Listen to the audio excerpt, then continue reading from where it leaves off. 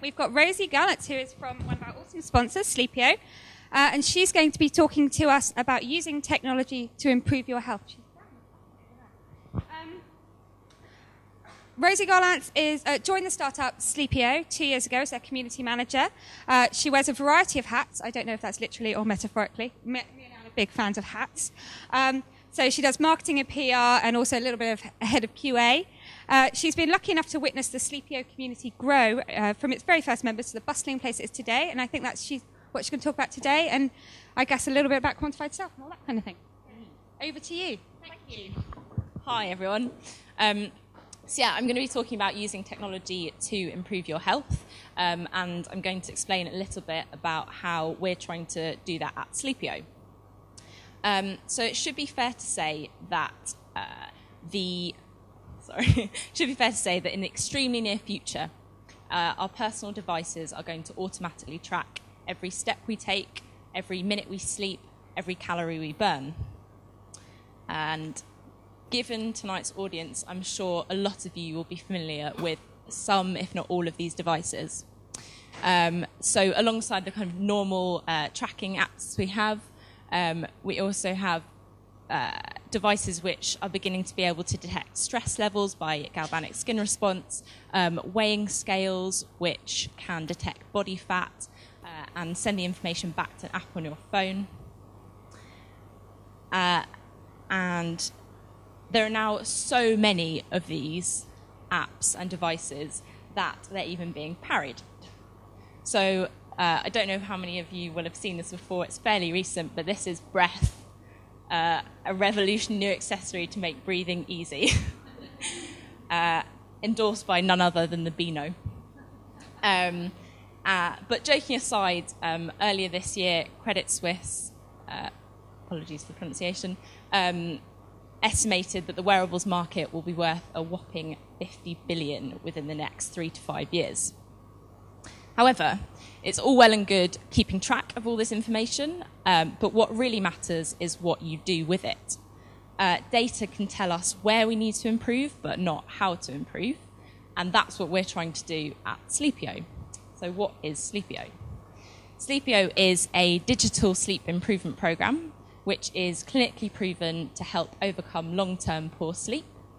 It's delivered by your virtual animated professor, the Prof, alongside his narcoleptic dog, Pavlov. And it's automated, but tailored cognitive behavioural therapy. Now, hopefully, I'm going to be able to show you a very quick video now by the power of multiple devices. Hello there, Sharon. Welcome to Sleepio.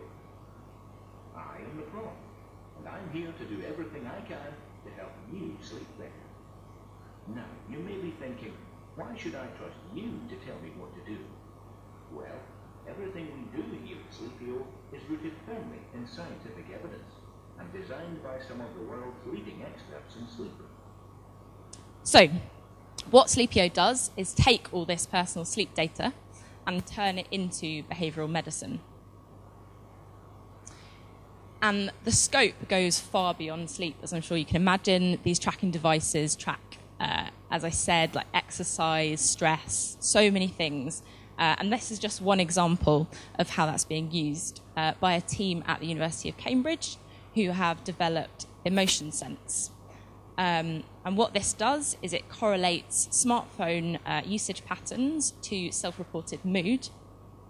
And if you think about this in reverse, what it might allow us to do is to map phone usage to moods, to stress levels, to anxiety, and in turn reach out to people who appear to be, say, suffering from depression, and actively reach out to them and help them, and not rely on people self-referring, which is what we have to do at the moment.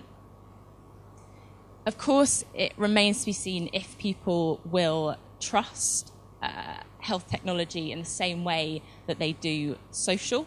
So people have become extremely comfortable sharing their social information, but will they trust technology in the same way with their health information? And also, is this just restricted really to young techie people? Well, from what we've seen so far at Sleepio, I'm happy to say it doesn't seem to be. All the way through from our clinical trial to present day, we've seen people from the age of 16 all the way through to their 80s going through the program and really effectively helping themselves to improve their sleep. And these are people who are really untechy. I wish I'd done the same with the email subject lines and showed you some of the technical questions we get. But it's brilliant to see them getting through and being able to use it really effectively to help themselves. So I'm going to leave you with a quote from the Lancet on their write-up of Sleepio, which is like perfect soundbite for us to use. But maybe we can look forward to a future where patients can look online for a good night's sleep from www to ZZZ.